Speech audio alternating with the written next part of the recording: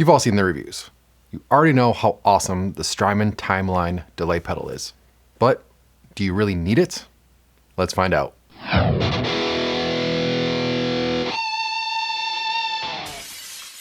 First off, this is an absolutely amazing pedal, but it isn't for everybody.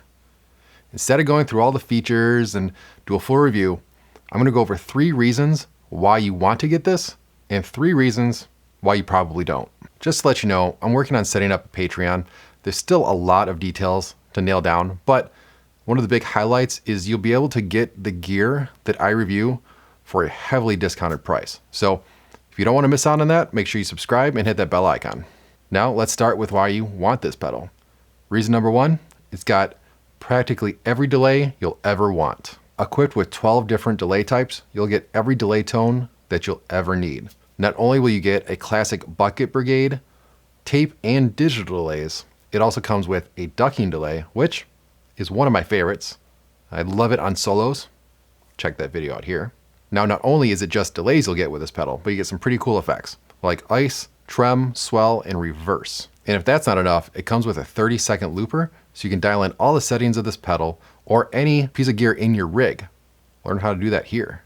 Speaking of tweaking, not that kind. That leads me into reason number 2. It is a gear tweaker's dream. There's so many knobs and adjustments on this thing, you'll be able to get nearly any tone that you want. Starting with your knobs, not only do you get your normal time, repeats, and mix, you also get a filter, grit, speed, and depth controls. Without getting into too much detail, these extra knobs just affect the tone of your overall delay. And depending on the delay, they might actually do some special effects. For instance, in D-tape mode, the speed will affect your tape crinkle. And the tweaking doesn't end with the physical knobs. For every delay type, there is an internal menu that you can go into to control the other parameters of each delay. And it'd take me hours to go into all of these, but just know you'd be hard pressed to find any other delay with this much tweakability. Reason number 3 why you want this pedal is the total MIDI control. Now, if you have something to control this pedal, like the Boss ES8, it makes it extremely easy to use, especially in live situations. Not only can you change patches on the timeline when you change patches on the ES8, but you can also set up specific buttons on the ES8 to control specific parameters of the timeline. For instance, you can set up the mute button to change the time of your delay with every press of that button. Having an external controller really helps you get all the benefits from this delay pedal. Now, this leads me right into reason number 1 of why you don't want this pedal. You have nothing to control it. Now, you can tweak this pedal for days and come up with all these patches, but when it comes to a live situation, if you don't have anything to control it, it can be just a really big pain in the ass. There are 100 banks on this pedal with 2 patches per bank. If you want to switch between those 2 patches on one bank, not a problem. You just hit the A or the B switch to switch. But if you want to switch banks on the pedal, you have to hit the left and center buttons to go down a bank or the right and center to go up a bank. Then you have to hit the switch for the patch that you want. If the patch you want isn't on an adjacent bank, keep switching till you get to the right one and hope you don't pass it. If you want to do this live, you better have fast, accurate feet. Mine are not. Know exactly where every single patch is that you need. I don't. And have the pedal placed where you can easily stomp on it.